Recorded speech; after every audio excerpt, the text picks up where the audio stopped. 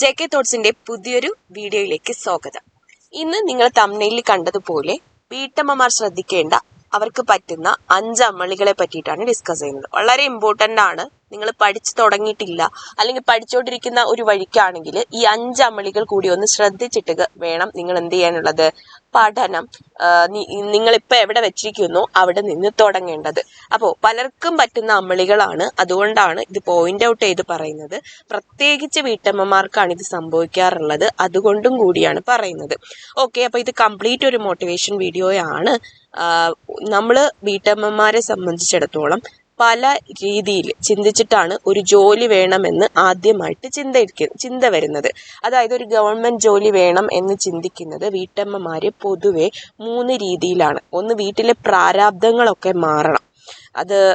അതാണ് ലക്ഷ്യം. വീട്ടിൽ ഒരുപാട് പ്രശ്നങ്ങളൊക്കെ ഉണ്ട്, ഹസ്ബൻഡിനെയൊക്കെ സഹായിക്കണം, ഇൻ കേസ് ഡിവോഴ്സ്ഡ് ആണെങ്കിൽ മക്കളെയൊക്കെ വളർത്തണം, പിന്നെ അതല്ല എങ്കിൽ ഇങ്ങനെയൊക്കെയുള്ള വീട്ടിലെ പ്രാരാബ്ദങ്ങൾ മാറണമെന്നാണ് ഒന്നാമത്തെ കാര്യം. പിന്നെ ജോലി വേണമെന്ന അതിയായ ആഗ്രഹമുള്ള ഒത്തിരി വീട്ടമ്മമാരുണ്ട്. അതായത് വീട്ടിലിരുന്ന് മുരടിച്ചു പോയ ഒത്തിരി ആൾക്കാരുണ്ട്. അപ്പോൾ അവരെയൊക്കെ സംബന്ധിച്ച് അവരുടെ ലക്ഷ്യം എന്ന് പറയുന്നത് എങ്ങനെയെങ്കിലും വീട്ടിൽ നിന്നൊന്ന് രക്ഷപ്പെടണം.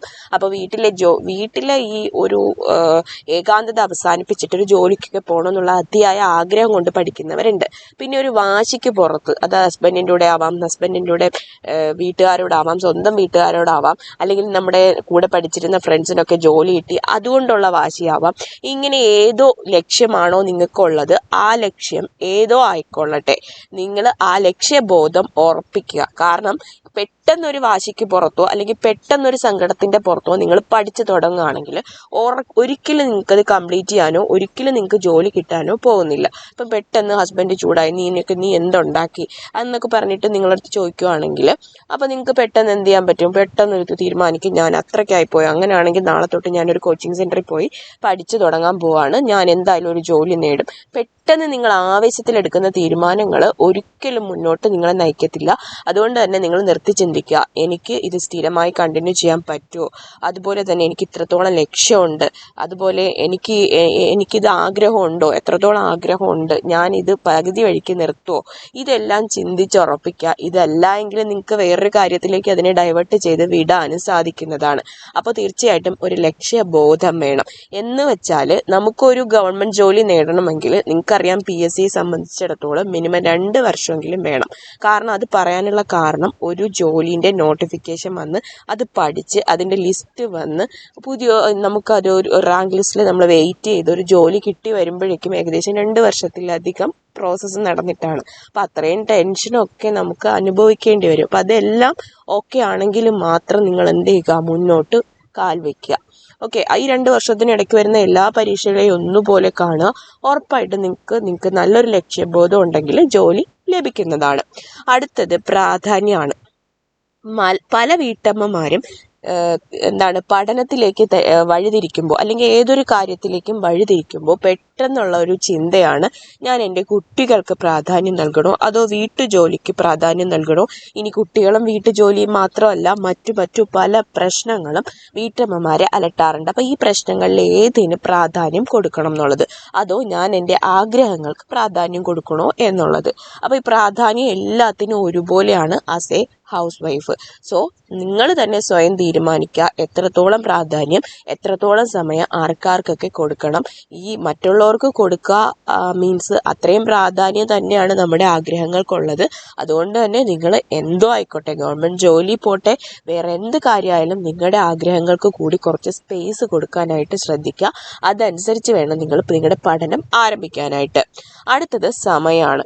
സമയം എന്ന് പറയുമ്പോൾ ദിവസവും നിങ്ങൾ പഠിച്ചു തുടങ്ങുന്നുണ്ടെങ്കിൽ കുറച്ച് സമയം കൃത്യമായിട്ട് മാറ്റിവെക്കണം. അതല്ല എങ്കിൽ പറ്റുന്ന അമളിയാണത്. കാരണം ദിവസവുമുള്ള ഒരു റിവിഷൻ ഉണ്ടെങ്കിൽ മാത്രമേ PSC ജോലികളെ സംബന്ധിച്ചിടത്തോളം, ആ സിലബസ് കവർ ചെയ്യുന്നത് സംബന്ധിച്ചിടത്തോളം നമുക്ക് സ്മൂത്ത് ആയിട്ട് പഠനം കൊണ്ടുപോകാനായിട്ട് സാധിക്കത്തുള്ളൂ. ഒരു വീട്ടമ്മയെ സംബന്ധിച്ചിടത്തോളം കുട്ടികൾക്ക് അസുഖം വരാം, നമ്മളെ ഡിപ്പെൻഡ് ചെയ്തിരിക്കുന്ന എല്ലാ ആൾക്കാർക്കും അസുഖം, കല്യാണം, ഇങ്ങനെയുള്ള ഒരുപാട് ഫങ്ഷൻസ് ഒക്കെ വരാൻ സാധ്യതയുണ്ട്. അപ്പോൾ തന്നെ എന്ത് ചെയ്യും, നമ്മുടെ പഠനത്തിനെ അത് ബാധിക്കും.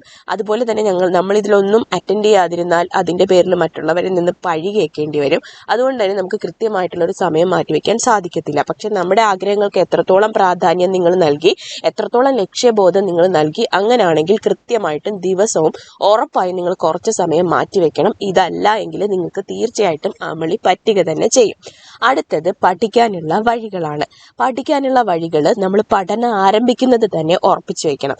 അതല്ലാതെ നിങ്ങൾ പഠിച്ച് തുടങ്ങിയതിന് ശേഷം യൂട്യൂബ് ചാനലുകളൊക്കെ സെർച്ച് ചെയ്ത് ഒത്തിരി വിവിധ ചാനലുകൾ നമ്മളെപ്പോലെ നിങ്ങൾക്ക് അവൈലബിൾ ആണ്. ഈ ചാനലുകളിൽ നിന്ന് അടുത്ത ചാനലിലേക്ക് പോയി നിങ്ങൾ ഡൈവേർട്ട് ചെയ്ത് നിങ്ങൾക്ക് പല കാര്യങ്ങളിലേക്ക് നിങ്ങൾ പോകാനുള്ള ചാൻസ് ഉണ്ട്. അതുകൊണ്ട് തന്നെ പഠിക്കാനുള്ള വഴികൾ, sources, time table, study plan ഇതെല്ലാം നേരത്തെ തന്നെ നിങ്ങൾ സെറ്റ് ചെയ്ത് വെക്കണം. എത്ര നാളായി, ഇനി കുറച്ച് നാളേ ഉള്ളൂ LDC പരീക്ഷയ്ക്കായാലും LGS പരീക്ഷയ്ക്കായാലും നമ്മുടെ മുന്നിലുള്ളത്. അപ്പോൾ ഇത്ര ടൈമിനുള്ളിൽ ഇത്ര പോർഷൻസ് കവർ ചെയ്ത് വെക്കാൻ പറ്റും എന്നുള്ളത് ഉറപ്പാക്കി വെക്കാനായിട്ട് ശ്രദ്ധിക്കുക. പിന്നെ ഉള്ളത് ലാസ്റ്റാണ്, രഹസ്യമാണ്. അതായത് നിങ്ങൾ പഠിക്കുന്ന കാര്യം രഹസ്യമായിട്ട് സൂക്ഷിക്കുന്നത് ചില ആൾക്കാരെ സംബന്ധിച്ചിടത്തോളം വളരെ നല്ലതായിരിക്കും. കാരണം നമ്മൾ പഠിച്ചു തുടങ്ങുമ്പോൾ നമ്മളൊരു മുന്നോട്ടുള്ള യാത്രയിലേക്കാണ്. അപ്പോൾ മുന്നോട്ടുള്ള യാത്ര എന്ന് പറയുമ്പോൾ പല ആൾക്കാർക്കും എന്താണ്, നമ്മളെ പല രീതിയിൽ അടിച്ചിടണം എന്ന് തോന്നുന്ന ഒരു സാഹചര്യമുണ്ട്. അപ്പം അതായത് നിങ്ങൾക്ക് കാര്യം ഒരു അവസ്ഥ മനസ്സിലാവും. നമ്മൾ പഠിക്കുന്നു എന്നുള്ള കാര്യം രഹസ്യമായിട്ട് കീപ്പ് ചെയ്തില്ലെങ്കിൽ, എന്തേ നിനക്ക് ഇത്ര വരെ ജോലി കിട്ടിയില്ല, പിന്നെ നീ ഇത് ഇത്രയും നാളായിട്ട് പഠിച്ചിട്ട് എന്തായി, ഇങ്ങനെയുള്ള ചോദ്യങ്ങൾ നിങ്ങൾ അഭിമുഖീകരിക്കേണ്ടി വരും.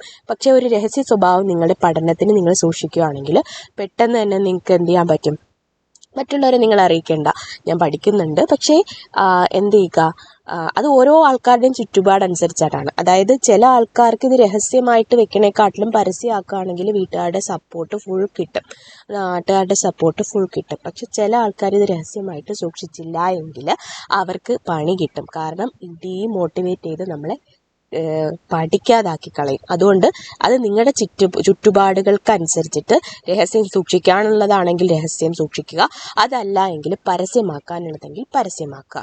ഇത് നിങ്ങൾക്ക് ബേസിക് ലെവലിൽ പറ്റുന്ന 5 അമളികളാണ്.